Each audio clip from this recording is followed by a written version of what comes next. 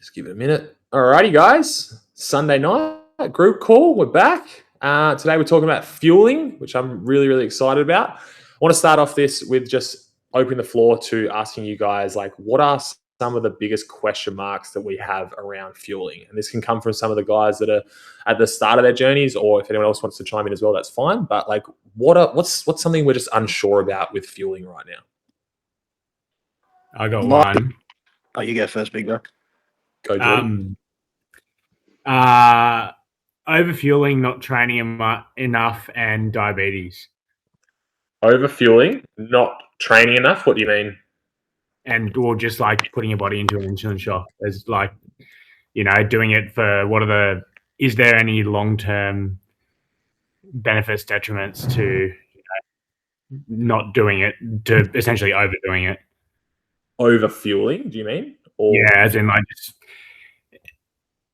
diabetes typically happens when you have too much sugar over a long period of time. And I'm just curious if, anyone has any information on if there's any long-term sort of issues or anything with having this amount of sugar while you're training. I'm not going to be qualified to answer that question, unfortunately. I'm not going to claim to know either.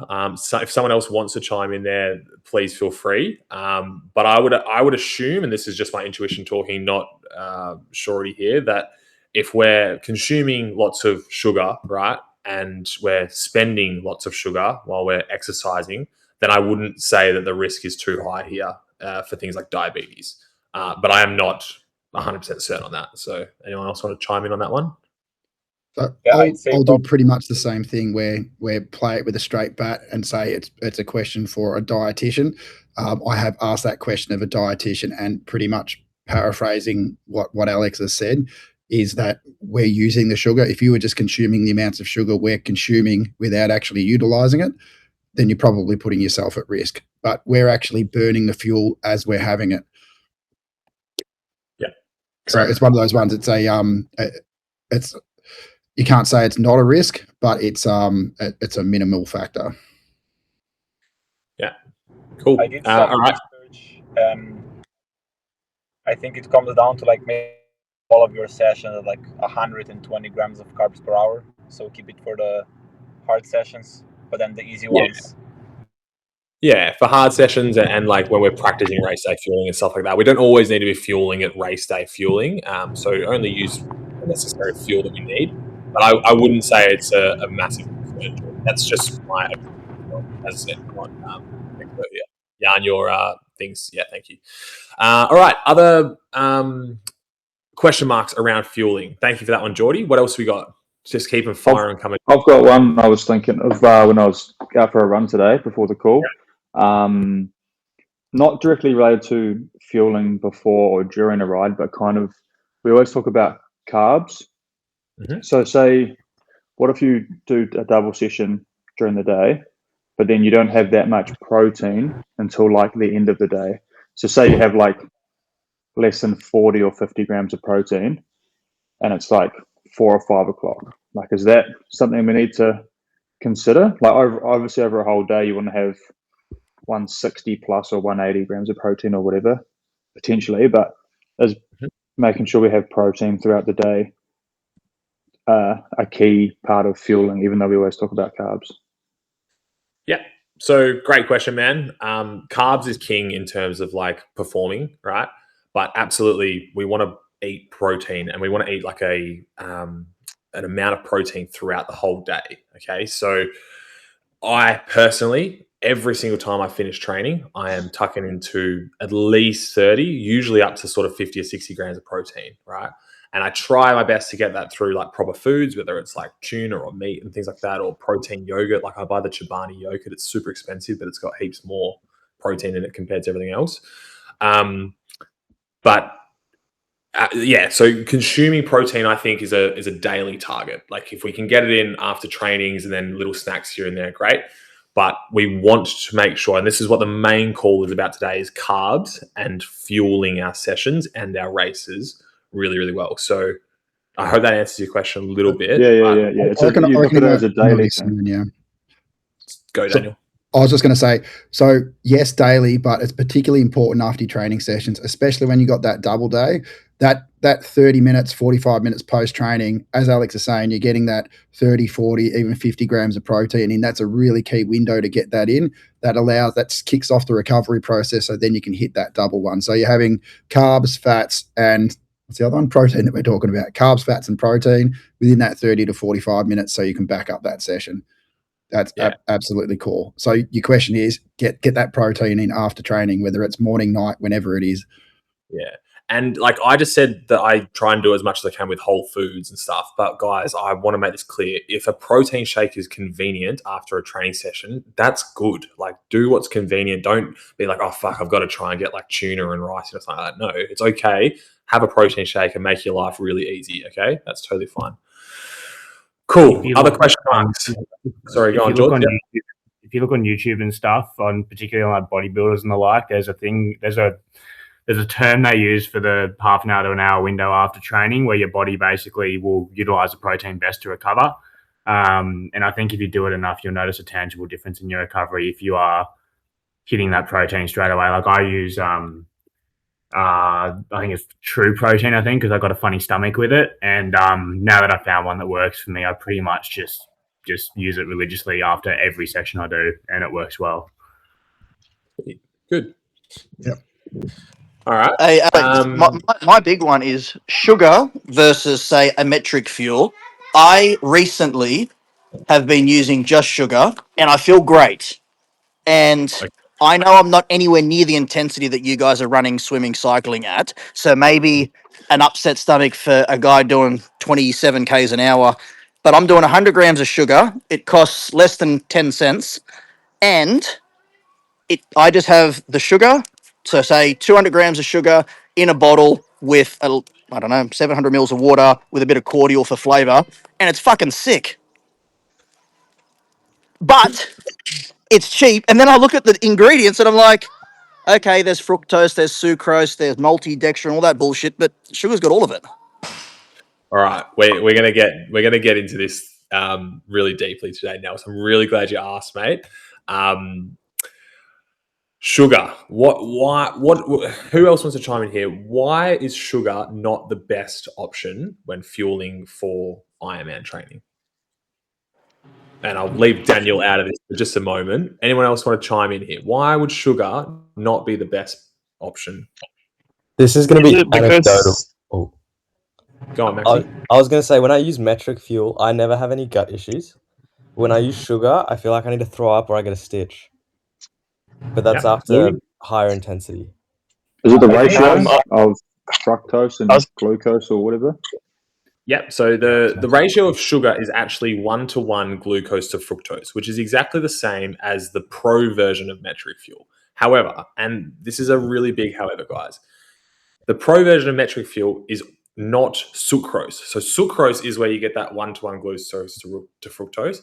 So it's just one less step that the body has to break down before you can access that energy pathways. Okay. And the other thing as well, and I might actually just do this now because I was going to do this a bit later, but it'll be good for you to see it as we're talking about it. I got Claude to build me this thing to visualize the difference between sugar and, right. So this is simple sugars or maple syrup, right? Which is sucrose. Can you guys see this, by the way? Yep. Okay. So as we move this dial up, right, this is grams in each, like in your bottle, say, so 30 grams of carbs in your bottle. If we're using simple sugars or maple syrup or something, there's this many particles, right, in that the gut has to sort of break down and use. And this is Metriq fuel or maltodextrin. And as we move this up, you'll see that it's called osmolality. I can't say osmolality. Yeah, it's hard. I can't even say it either. Osmolality. As we move this dial up towards what we would want to be fueling at, that sort of 70, 80, 90, 100 grams, this amount of particles in the sugar is way, way, way higher than maltodextrin, which means the gut is working way harder to digest it all than if we're using simple maltodextrin and a Metriq fuel glucose to fructose ratio. Okay, so Yeah, does that make a little bit of sense? If I missed something there, Daniel, as well, you might want to. No, that's spot on, and that slider helps. So I was going to say the thing that people often overlook is the osmolality. I can't say it either, but yeah, that's the thing that's often missed. And you want to know if you're fueling at that and it's working in training, sure. But exactly, if you want to train your gut for race day and be able to handle it, you definitely want to get onto a maltodextrin fructose blend.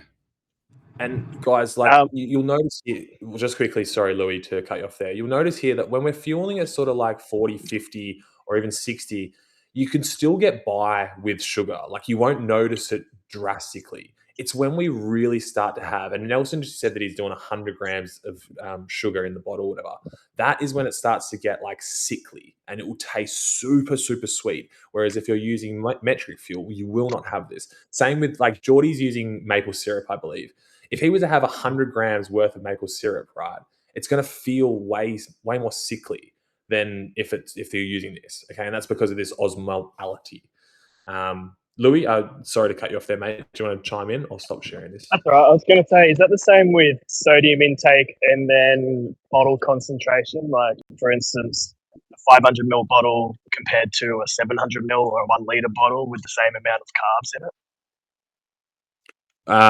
So obviously, if you've got a bigger bottle with the same amount of carbs in it, that's going to dilute it, whatever you're using, whether it's sugar or Metriq, and then it's going to be less sweet, 100%. Yeah, and we're going to get to that a little bit more with when we're talking about fueling running as well, because you can create gel flasks that are really dense, right, and are super sickly and sweet, or you can create a gel flask in a maybe 250 or 500 ml flask that's kind of just like a carb mix. Both have the same amount of carbs; they just have more or less fluid. But if you still consume that amount, you're still getting the same amount of carbs in. Okay, so the bottle size matters. Now, you can range how you make your mixes as much as you like. So Nelson said, I think he's doing 100 grams of sugar in his bottle. In my front bottle on my bike, I would have a litre in that front bottle of fluid, but I would have 350 grams of carbs in all Metriq fuel. Okay, and if I was to have 350 grams of sugar in there, fuck, boys, like it would just be like, I can't describe it. It would just be like drinking like the most sugary drink in the world, right? So you can't achieve that sort of level of fueling with sugar because of that osmolality and sickly sweetness. It's like you can achieve it. It is more difficult. So I mean, you want to do your gut a favor, particularly in Ironman. Do yourself a favor and make your life easier. There's more stresses on race day and things like that. So I mean, in training, you want to save a bit of money, go for it.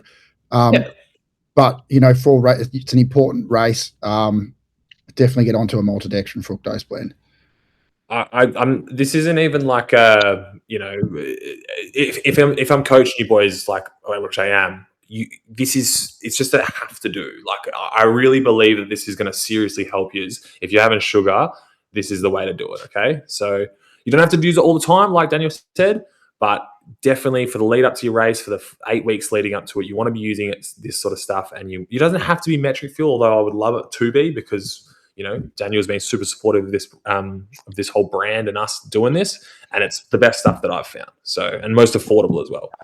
So yeah, I would love it if you guys were supporting the sugar trend is like big in the cycling space, but I'm not seeing anyone who's running ever doing sugar. So I think if you're purely cycling only, you can do it, but yeah, for running it's not gonna be a good. But one thing I did see in a video is people who do sugar only, they add lemon to it.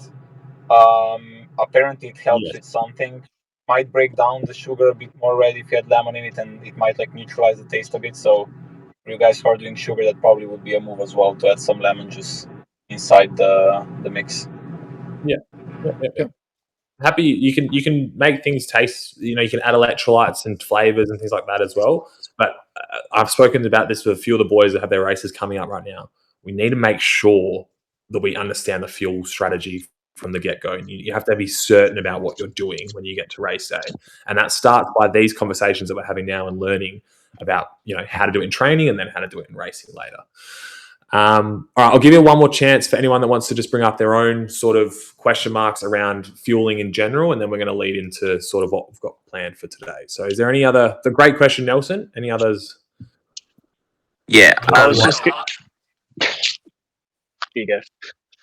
Sorry, I've been training with all the Metriq fuel all through training on the bike and the run. And then recently I ran out of the Metriq fuel and I went out and did my one of my sessions with honey. And like you say, that was like, I've never had the gut issues, and especially because I don't have a gallbladder. So like some sessions will just absolutely destroy the gut. But then since like when I've done the honey ones, that's when I've had the gut issues. But then on the Metriq fuel, there was no problems. So Okay. it's good to see that graph was good to see why, essentially. Yeah, nice. Louis, last one before we I was just going to say maybe a discussion about like heat tolerance compared to gut tolerance as well. Obviously, that's a lot that I've been struggling with recently. Cool. I love that you asked that. That's on my list. Let's go to it now. Why not? Cool. I'm going to go back to me, Claude, boys.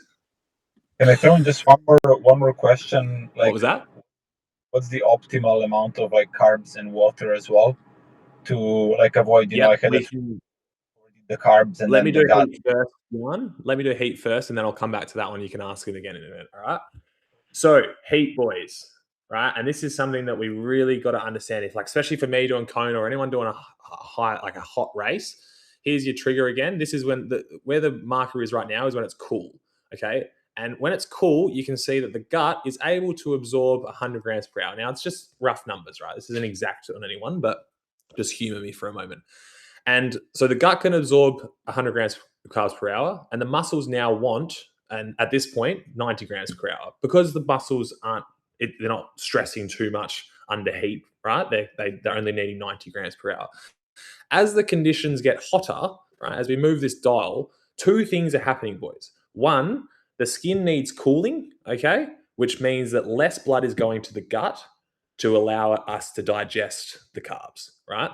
So now we can't actually absorb as much of the carbs that we're taking in. That's one thing that's happening, and that's because we're trying to cool down with the skin cooling. But the other thing that's happening now is because it's hotter, the muscle's having to work harder, right? So you can see as we move this dial, the muscle's now wanting more carbs and the gut's only able to absorb less of it.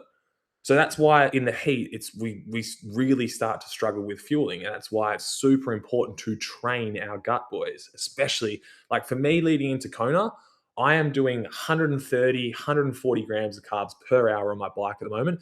Daniel was getting super shitty with me because I'm ordering Metriq fuel every 5 minutes. But my plan is that when I get to Kona and the heat is like super intolerable, I've trained my gut at 140. Now I can come down to 120.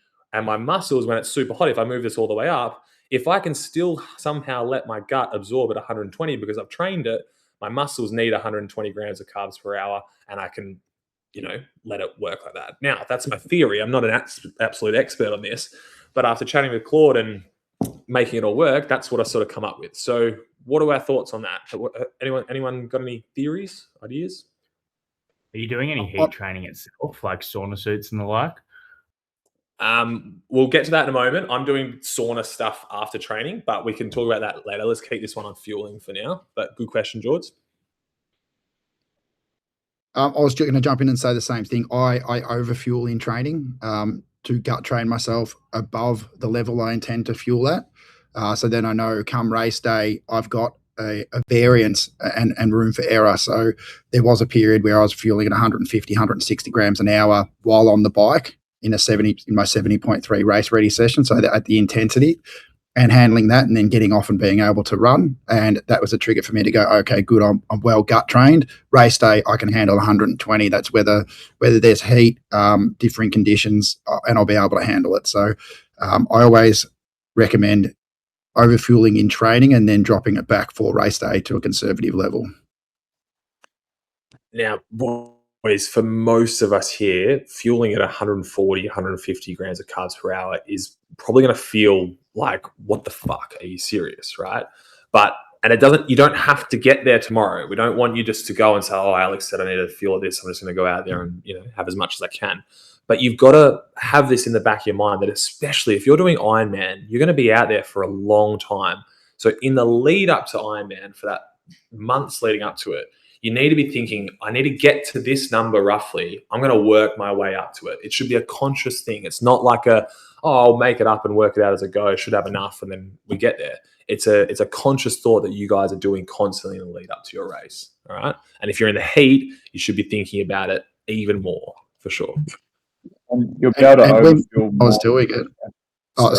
When I was doing it, the reason or how I did it, I basically went up 10 grams a week until I got to that level. And even then I'm like, I don't need to do this, but I'm like, I want to see what happens. I want to see the tipping point. I never actually found the tipping point, which is a good thing, but I'm like, I just simply don't need to go any further. But this was a 3 or 4 month process, not I want to fuel at 160 now. Yeah, great. In training, if the plan is to overfuel, it'll be easier to overfuel using Metriq fuel or something similar rather than trying to do it with sugar all the time as well. So that's even more reason to be using something like that. Yeah, absolutely. 100%. You don't want to try and overfuel with sugar. You don't want to fuel with sugar, if I'm honest. But yeah, good point. I'm going to use Finn as, I think Finn actually might want to be chatting there. Do you want to go, mate? Or are you good? No? Okay. I'm going to use Finn as an example at Cairns. Like, we didn't really train his gut for this. Like, it wasn't intentional, I don't think. But he fueled heaps at Cairns. And I think it was because, he knew it was a little bit hotter and there was like, he'd rather have it in his system. And like Daniel said before, he never hit that tipping point. If you don't hit that tipping point, boys, if you keep going up, you don't have that distress, you don't have that GI issues, well, that's good. Like, we want to be able to run and ride as best we can without any stomach issues with essentially as much fuel that we can get in our system as we can, right? Miguel, one of our athletes in America who's not here, he seems to have a bit of a sensitive gut. And every time we try to bump him up, he hits this this point where he's like, oh, I can't get any more. And that's just, he needs to stay there then, right? He can't just keep pushing and pushing for the sake of pushing. But we do need to try and get it trained a little bit more, okay? So, yeah. Louis, does that answer your question on heat? Yeah, that's all good. Cheers. Perfect. All right. I'll leave it there. If anything pops up, lads, just chuck your hand up or whatever, and we'll just fire in some questions as we go. But I want to move now into like how we actually fuel, right? Like, and we're specifically let's talk about an Ironman race day. So, what makes fueling difficult during an Ironman? Just roll them out to me. Carrying the product, that's probably the biggest one. Mm-hmm. You need to be mindful about it. Like, you need to constantly remind yourself, hey, I need to get it in. Yep. You need to be like, you have a plan in place for sure. Yeah. Finny, that was a really good one. High heart rate, it can be hard to, you don't really want to take it in. If you've got a high heart rate and you're pushing hard, it's kind of can become a bit of a chore. Yeah. So that could be for multiple reasons. We might have a high heart rate and stuff, but if you're under intensity or if it's too hot, it makes it hard. I'm going to use Finny, what he said before, and he said it's hard to carry this stuff, right? How do we fuel in the swim? Can we fuel in the swim? Carry a banana. I've often thought about this. So I've thought about tucking a gel down the thing and then flipping over and getting it in halfway. But I'm going to test a new theory I've got, and I'm going to try and leverage some of the stuff. And I actually heard a guy on, was it Pro Tri News or one of those ones, where before a bike race, he has what he calls a go bottle. It'll be 120 grams of carbs in 500 mils, and he'll smash that whole bottle. So now I'm thinking, hang on, maybe I do that, because I know that if I've got a glucose to fructose ratio 1-to-1, the glucose will get in pretty quickly, but the fructose will be slower. Will that fuel now? Will that last me the 45 minutes, 60 minutes, getting most of the way through the Ironman swim? So that's, I've just been thinking about that recently. I haven't tested it yet, but I want to see if my gut can handle 500 mils and 120 grams of carbs and then swim for an hour. So cool. So I love that. And I love that Daniel thinks about this stuff, boys. It's so good that he's like, actually, trying to find solutions to these problems, because essentially we're going to swim for at least an hour, most likely an hour 10, hour 15, hour 20, right? We would not want, ideally, to be going that long without fuel, right? That's not the ideal situation. So Daniel's trying to find a solution. Now, he's thinking about doing like 120 grams before the swim. I wouldn't do that myself. I've never tested it. I wouldn't recommend it. But absolutely, you could go and smack 2 30-gram gels, or make your own Metriq fuel gel that's like 60 grams. Have that just as you're going in, like with like 4 minutes before you're going in. So then you've got at least 60 to use for the next hour. And then likewise, once you get out, I don't do this in transition because the extra 2 or 3 minutes isn't worth it for me there. But as soon as I'm on the bike, what are we doing straight away once we get on the bike? We are fueling, boys, because we've had so much time without some, right? So when we're just solving problems here, and it's good to talk about it, but essentially we can't fuel in the swim, so we need to fuel just before it, and we need to fuel just after it, all right? And if you want to test having more like Daniel is, straight before it, I think that's wise, but just don't go crazy and make yourself big proviso. I wouldn't do this until I've heavily tested it, but that's just I only do it because I made this mistake in my Ironman, and I didn't account for the deficit I'd be in out of the swim, and it hurt me on the back end of the day. So yeah. Right. So then once we're out of the water and we're onto the bike, right? Finn mentioned this before, like carrying it is a challenge. I want to try and simplify this for as many of you as I can. What do we think is the best way to consume or to carry our fuel on our bike? There's so many different ways we can, What do we think is the best way to do it? Well, if you have a bladder, that's the best. Yeah. So Jan, a bladder, like just for everyone's clarity, Jan's got a bladder which goes into his bike, I believe. Is that correct, mate? At the front? Yeah, it's like 1.2 liters. Yeah. Cool. Yeah. So that's a bladder at the front. Anyone else want to chime in before we go into that? A bottle with heaps of Metriq fuel. Yep, definitely a bottle with heaps of Metriq fuel. Where might we have those bottles? At the front or just on the frame? Yeah. Between the frame, yep. Okay, I like it. Yep, on between the arms. Between the arms in the front, yeah. So I don't have this one, but and there's also like benefits to having like aero benefits to having bottles in certain positions, which we might talk about in a moment as well. But generally, and I think a lot of, especially some of the beginner boys that might be joining here as well, we have this idea that bottles are in the frame and then we just drink them and we put them back, right? When we're racing, boys, the best situation is to have a straw, whether it's a bladder at the front or a bottle at the front that you can drink out of, that is refillable. Right? We want to be able to grab bottles from behind us or our frame, wherever they are, and they're refilling that front bottle, and you're only ever drinking through that front bottle. You'll be able to stay in aerodynamics way more.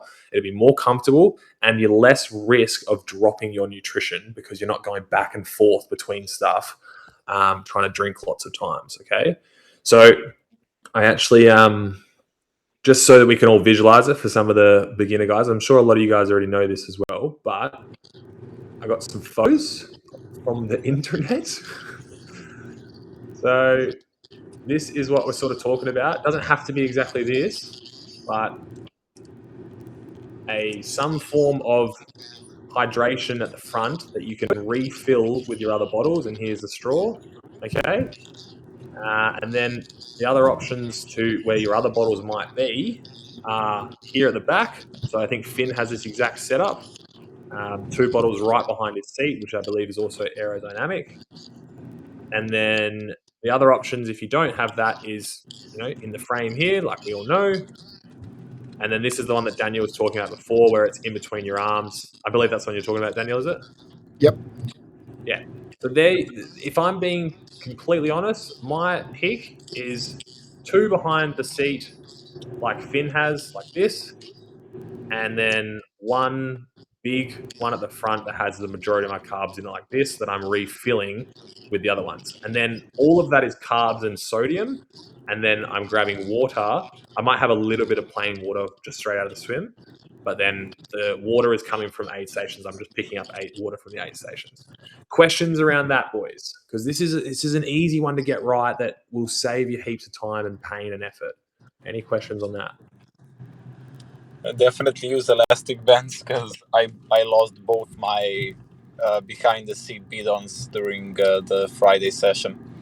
So definitely elastic bands, yeah. Thankfully they were empty, but still, I mean, if you lose a bottle with 200 grams of carbs, you're a bit fucked. Yeah, exactly right. Now, Jan is only 13 days out from his Ironman. And in an ideal world, boys, we are testing this well before 13 days out. So he's only just put these on and is testing them now.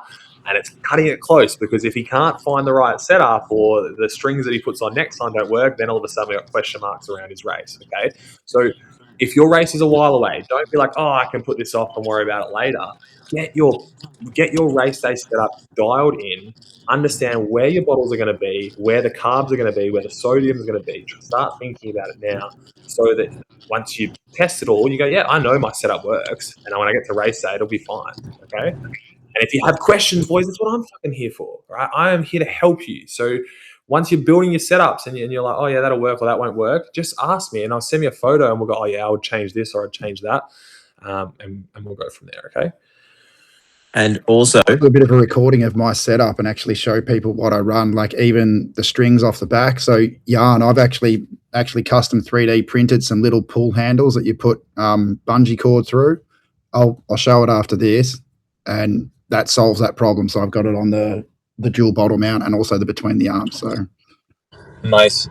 Yeah, I also need to figure something out because the bladder system with the Quick Pro, it's retarded because you need to push the bottle in to squeeze it out, but then it closes the bidon. So I need to maybe like use something different so I can refill, because if not, I can't refill the bladder, and just reaching it behind the back to take a bottle is gonna just be very annoying. Yeah. 13 days. Get it. Come on, we're gonna figure that out. Then you're about to go. Yeah. Something that could help you out, Jan, or everyone here, is I've invested in really good rear bottle cages. They're really expensive, but it eliminates having to use elastic bands. I've never had a bottle fall out anywhere, and where I live, the roads are super bumpy. Didn't fall out at Cairns, so that completely got rid of all my worries and like anxiety around the fact that I could lose nutrition on the road. Yeah, I think the good one I believe is called the Gorilla Cage or something like that. Is it? I use Tri-Rig.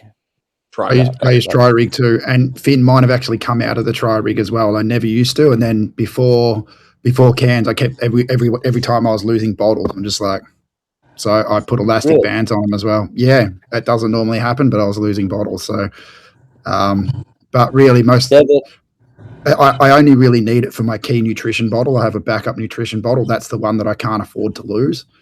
Other than that, I lose another bottle. I just pick another one up at an aid station. Yeah, that's what I was thinking, Daniel. Yeah, for the water one, I don't care, but the one that I need to refill the bladder with, that one needs to be glued in place. Yeah.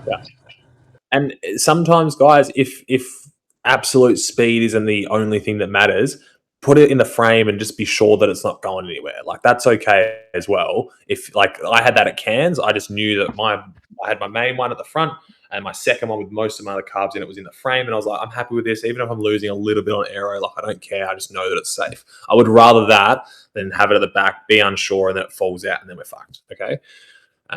But once you start getting to Finn and Daniel level, and we can get them on the back and get the aero gains as well, then we'll do that. Cool. We're going to get into Metriq Fuel Pro and Pure and other versions in a moment, but just quickly, let's not bypass the run. I feel like the run is easier to manage than the bike, but especially with training, I think some of you lads get a little bit lost with how to carry nutrition on the run. Do we have any questions around fueling on the run, race day or training? Yeah, Alex, my question is, are you allowed to have pre-made nerd belt bottles that you can collect every 10Ks? If that makes sense. So say you go and purchase some more bottles instead of using what's on the course, or are you just saying train yourself for the gels that are there and available and deal with that?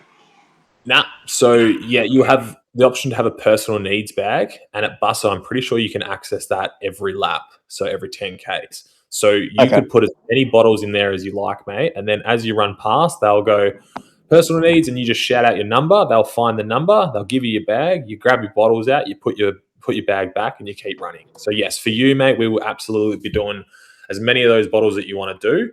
And carrying as much of your nutritionist can. Because, boys, I don't have a problem if you want to use the on-course. Sorry, go Nels. I was just saying thank you. No, that makes total sense. Yep, cheers. Yeah, I don't have a problem if you want to use the on-course nutrition, lads. Like, if you've trained with it and you know and you have a strategy around doing that, that's fine. But generally, we just want to know what we're doing, right? From start to finish. If your plan is to pick up Morton gels at the aid station, that's fine. But if it's not, we don't want to have to be like, oh, I'll just, I'll figure it out on the day and grab a Morton gel or something. No, I personally plan everything out, try and carry absolutely everything that I can. If I need to grab something and adapt on the day, if I've dropped something, I will. But personally, I like to try and carry everything and have it all in my mind well before the race. I like to add one more important thing on course nutrition for those that don't know. They can and do run out of on-course nutrition at periods. Happened to me at Cairns.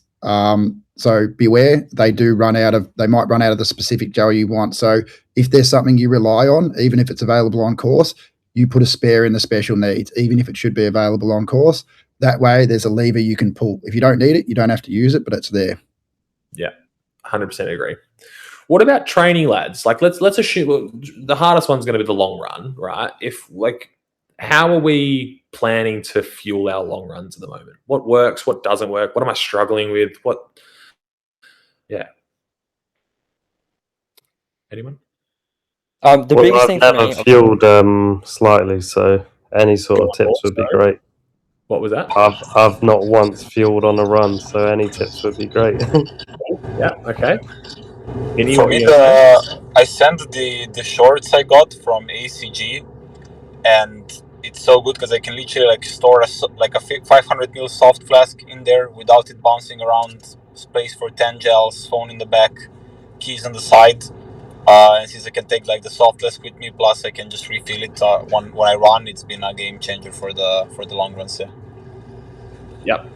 Boys, I can't stress this enough. I'm really on board with what Jan just said then. I think getting a really good pair of running shorts, even two of them, where it has pockets that you can put flasks into, carry keys and phone and stuff. I think it's just so important. I'm blessed to be sponsored by Live and Breathe. So they've got the best running shorts that I've ever worn. I've got about 6 or 7 pairs. And I don't wear, and this is in day-to-day life as well, I don't wear any other shorts apart from these shorts. They are genuinely the best. I love them so much. Jan's found one over in Europe that he really loves as well. Having a good pair of running shorts, lads, just makes your life so much easier. Then you have your Metriq Fuel flasks that you create, and you can make your own gels. If you're not using Metriq Fuel gel, you just get gels from the shops. There you go. He's gone up there. And you're able to carry everything that you need, whether it be carbs, whether it be water, whatever, right? Then if you're for example, I'm doing 2.5 hour long runs at the moment. If I was in an area where there's no water fountains or something, I'm doing one of two things. I'm either taking my Nerd Belt, making sure that I've got enough water and maybe a big 500 ml water flask, or I'm planning a route that there's stops by a petrol station so that I can grab a quick bottle and keep going. I don't want to hear any excuses as to why we might be doing a long run and then we get back and be like, fuck, I was so thirsty, or I couldn't do, there was nowhere to grab water, or I couldn't carry it or anything like that, because these are all problems that we need to solve essentially. And this is the time to bring it up now. If there's any question marks around what should I do with my phone or anything at all, bring them up now, because I want to try and talk about them. So Morgs, I'm going to send you Live and Breathe shorts. I'm going to get a pair of these, mate. That's going to be your first thing. And then in terms of fueling, right, you've got your Metriq Fuel now. You don't have any flasks, but we'll get you some flasks. I've got a couple here for you. We just want to use the Pure, okay? And this can dive into Pro versus Pure. Pure is the product that you want to use for running only. You're not going to fuel more than 100 grams per hour on the run. So that's why we want to use the Pure version, which is that 2-to-1 glucose to fructose ratio. Fill up, let's say you're doing Oh, actually, I've got sessions here. We'll do this. Let's say we're doing a 70-minute aerobic durability run, guys. Okay, so it's not like in super high intensity, but duration's pretty long. How would we fuel that session? Somebody help balls out. I would do every half an hour. For me, would be 40 grams of 40 grams every half an hour, so 80 grams per hour. Okay, yeah, not terrible. It's an aerobic run though, so we're not doing super high intensity. Anyone else want to chime in there? I'd just make sure we're having carbs beforehand, and then I'll just take like 30 or 60 grams, nothing too much. Yeah. As long as we're fueling beforehand and it's only just over an hour, we should be pretty much all right. I'd be exactly the same as Finn. Yep. Carbs beforehand, as long as you've got some carbs in beforehand, and then I do want you to take some fuel with you on this run. It doesn't have to be a lot, but if it's 70 minutes, we don't want to get to, we don't want to get 60 minutes in and not have any fuel, and then we're like sort of hanging on a little bit. So definitely carbs before, 30 to 60 grams in a flask. Bang, that's it. Maybe a little bit of water in the flask as well. You're sorted. What about now if we're doing, say, let's call it an hour 45. In fact, we'll just go even numbers. 2-hour ride, but we've got 20, 25 minutes of threshold and maybe 5 minutes of VO2s. It's a bit of a mix. Some of you guys have seen my high intensity mix session. So how would we feel that? So it's 2 hours in duration, but we've also got intensity.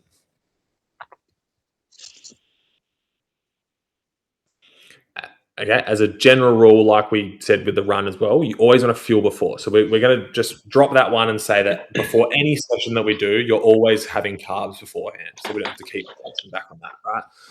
Then we're going to dive into, 2 hours of training, right? And we've got about 30, 35 minutes of intensity, like hard work, all right? We want to fuel somewhere between, we'd normally on race day, we're going to try and fuel between 120 grams per hour on the bike, right? So yes, we don't need to fuel like that if it's just a 2-hour ride, but we want to fuel well for intensity, boys. We do not want to deplete the body if we are working hard. If I was going out and doing a threshold run and I just don't bring any carbs, that's not good. Okay, so you want to make sure that you're taking, I would be taking probably Pro at this point. I would be taking Metriq Fuel Pro, and I would be having, I know, actually, Daniel, you probably wouldn't have Pro here, would you? You'd probably go Pure. Yeah, I'd be going Pure for that. So when I'm sort of looking at 70.3 race pace, that's when I'll jump across to the Pro. Or now specifically where I'm trying to increase my intake. Yeah. So why would you use Pure as opposed to Pro? Well, I'll be using Pure when I'm fueling at basically under 100 grams an hour. I'll be fueling with Pure. It's basically it's all that's needed for me. I don't need more than that. Yeah. So what's in the Pure that helps? Like why Pure as opposed to Pro? Are you getting my question? Right. Oh, sorry. Yeah, I'm getting your question. Yeah, because I want to fully saturate the glucose pathway. So that's normally maxes out around about 60 grams of glucose. So that's why normally I'll try and fuel around about 90 grams an hour for most sessions on the bike, especially once they get to sort of over an hour and a half. And then the rest of it can be taken up by fructose. So that's why I'll use that glucose pathway first. It's more instant as well. Yeah. So this is, we're going to quickly have a chat about the glucose and fructose. We're going to debunk this thing, right? So glucose, your body is able to use glucose more effectively. So if in an ideal situation where using energy from glucose more often, right? But as Daniel said, your body can only absorb so much glucose before it sort of caps out. So we can't just keep fueling with only glucose. And I've done another Claude thing, actually, which I can show you. Imagine that your gut has like 2 doors, right? So here's your gut, this line here. I don't know if you can see this. And if we're just fueling with glucose, there's a transponder called SGLT1, and that's how you get the energy into your bloodstream, right? Or the glucose into your bloodstream. But there's another door that we can access, and that's this fructose one, right? and that's why we want to fuel with not only glucose but fructose as well. Now, if we're fueling with just glucose, we can only absorb sort of 60 grams per hour on an untrained gut, maybe a little bit more on a trained gut. But then if we start fueling with fructose as well, all of a sudden we can just access more energy. All right. So that's why we want to have both, but we do want to use the glucose one more, it's more effective. So while we're running and we're not fueling above 100 grams per hour, that's why you would use Pure for this is for Morgs, and for anyone else who's just got Metriq Fuel. Pure is got more glucose in it than fructose, so it's more effective. But then when you start fueling more, you want to include more fructose, so that's when you use Pro. Fuck, this is hard to teach. I'm not gonna lie. Like I've got it in my brain, but I'm finding it difficult to teach it. Is that making sense, or have I rambled and made it more confusing? Alex, can I just chime in for 1 second? You know how we were just discussing sugar is fructose and sucrose as a combination.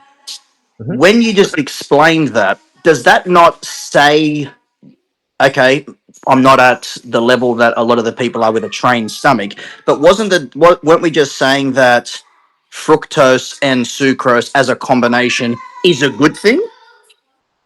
It is, yeah. So we're saying glucose and fructose. I'm not sure. And he's sort of going, are you confusing sucrose? Oh, Nelson? sorry, I think am. Okay. I am confusing. Yes. So there's three. Fuck me, my head hurts. But basically, what sugar basically ends up being 1 part glucose, 1 part fructose when it's broken down. So basically, Yes. you're at a 1-to-1 ratio when you're fueling with it. So when you're fueling at 60 grams an hour with sugar, you're actually getting less than an ideal amount of glucose as well. Makes total sense. Okay, right. Copy. Yep. I'm going to go back over this again 12 times just so I can digest this. Essentially, you've got sugar, which is sucrose, right? And then sucrose, when it's broken down, is 1 part glucose, 1 part fructose. And then that's all it is, right? Now, when you're dealing with Metriq Fuel Pro, you've just got 1 part glucose, 1 part fructose, but you haven't had to break it down from sucrose, and there's less osmolality. I can't say it. Right. No one can say it, don't worry. Morgan, questions from you, mate. Like, I'm sure I'm not 100% confident that I've helped as much as I could have on this chat, but is there anything that you're a little bit confused with still on the Metriq Fuel side of things? No, I reckon I've just got to start taking it, I think it's that simple. Yeah. Keep training the gut a little bit and working up, because I think you're on the lower end of the threshold with fueling, so we'll try and get you using a bit more, especially when we extend your rides out and stuff.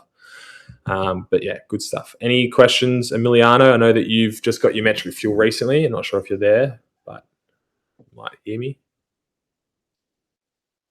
No. Anyone else? Honestly, to be fair, in regards to with the Metriq Fuel with Morgan, like when I first got the Metriq Fuel, I had no idea what I was talking about. And Alex is like, you got to fuel with this, you got to do this, and I had no idea. And he was like, just start with take this amount of Metriq Fuel when you're doing this workout, this amount when you're doing that, and the more you do it, the more you start to go, I know what I'm doing, rather than like if once you start doing it and then you start putting it in, you start mixing the bottles, you kind of know what you're doing. So once you start doing it, you kind of get the hang of it a bit more. But when I first started doing it, I had no idea what you were talking about, Alex. So, but now I've done it a lot. I know. So, Alex, sorry. Yeah. I did try it twice. It is a bit confusing though. I did get a bit confused with the Pure, so I haven't done that yet. But I have used it for my my long ride, and it was good. Okay. I reckon as a general rule, boys, if you're starting with Metriq Fuel, start with Pure, okay? Always start with a 2-to-1 and then work up. And once you're fueling at over 100 grams per hour, that's when you want to introduce Pro. If you're not fueling at over 100 grams per hour, probably even a little bit more than that, then just stick to the Pure for now, okay?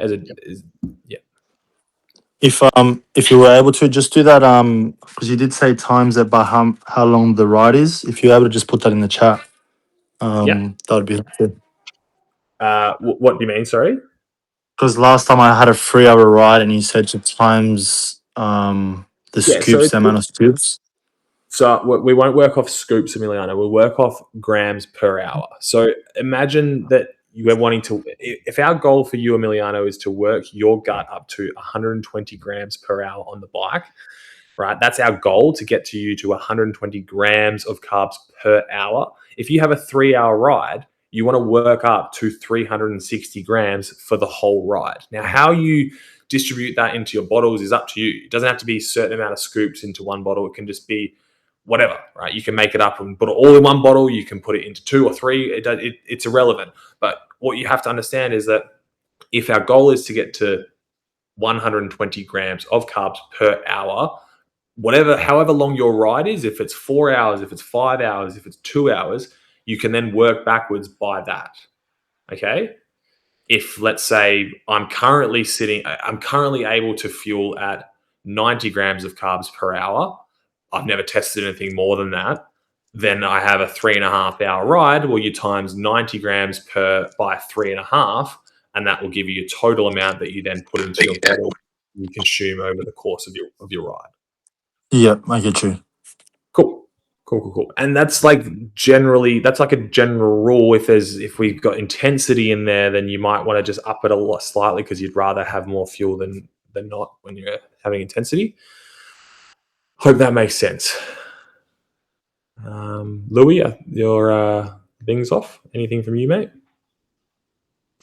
No, all good. Cool. All right. Sweet. I'm really glad we did this one, because I find myself struggling to teach it as well, and that's probably, I need to get more clear on this. So I hope I haven't confused anyone more than we needed to, boys. But yeah, feel free as well. What I got from this, Alex, I reckon we just need to make a simple cheat sheet as well. I was just writing a note on it. Create a cheat sheet. I've got this session. What should I do? Yeah. Punch it in. I think I'll come up with some sort of a tool that helps with that. Yeah. Because there is lots of different variables and things like that, but we're trying to gain the general understanding of it. Once you have the understanding of it, then like Kane said, it just gets easier. And you all of a sudden, you're planning a 4-hour ride, and you just go up to your kitchen, and you know exactly how much you got to mix and what bottles they're in and everything, and then you're off. So it's almost like doing reps in the gym, boys. You just got to kind of test a few different things. Ask me. Like, I can't stress this enough. If you have any questions about how to fuel a session or how we should be setting up our bottles on our bike, just fucking text me. And sometimes I forget that people are in different phases of their journey and other people might not know. So just ask as many times as you can. All right. Perfect.